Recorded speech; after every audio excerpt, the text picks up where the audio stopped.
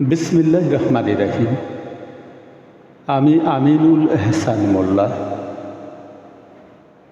আমার রচিত একটি কবিতা আমি আপনাদের শোনাতে চাই। আমার কবিতার নাম তুমিও রাখনি কথা। তুমিও রাখনি কথা। তুমিও রাখনি কথা। তুমিও সেই পুরানো শোষক ভেসে ফ্যাসিস্টের বিষ দাঁত বসিয়েছ আমার এই প্রিয় দেশে। শুনেছ? তুমিও রাখনি কথা। তুমিও রাখনি কথা। তুমিও সেই পুরানো শোষক ভেসে ফ্যাসিস্টের দাঁতে বসিয়েছ আমার এই প্রিয় দেশে। আমার এই প্রিয় দেশে ভেবেছিলে মুখোশে ডাকবে তোমায় আদিবে রূপ। জনতার চোখে আজ তাই তো জমেছে আগ্নেয়গিরির স্তূপ। জনতার চোখে তাই তো আজ জমেছে আগ্নেয়গিরির স্তূপ।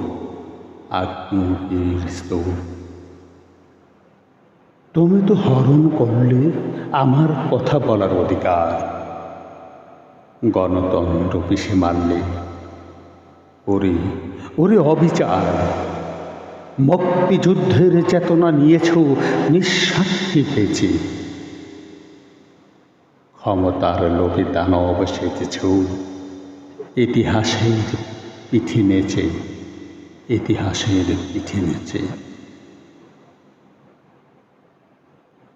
যোগ্য যেখানে উপেক্ষিত অযোগ্যরা পায় গদি। তোমার পাঁচাটা দূষরে ভরেছে প্রশাসনের নদী। কালো আইন আর দলীয়করণে রুদ্ধ স্বদেশাজ।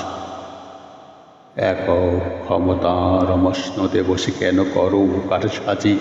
কেন করো কারসাজি? বিশ্বাস ছিল পাহাড় সমান। দিয়েছ তুমি ধোঁকা। দিয়েছ তুমি ধোঁকা। ভেবেছিলে বুঝি এই জনপদ বড্ড বেশি বোকা? তোমারও সূর্য মরণ সূর্য পতনের ইঙ্গিত। গণবিক্ষোভে ভেঙ্গে যাবে আজ তোমার মিথ্যে কি। তোমার মিথ্যে কি। সাবধান হও। সাবধান হও ওরে ক্ষমতার দম্ভী চোর। সাবধান হও ওরে ক্ষমতার দম্ভী চোর। আসছে জনতা ভাঙতে তোমার শৃঙ্খল কালো ঘোর। শৃঙ্খল কালো ঘোর। ধন্যবাদ।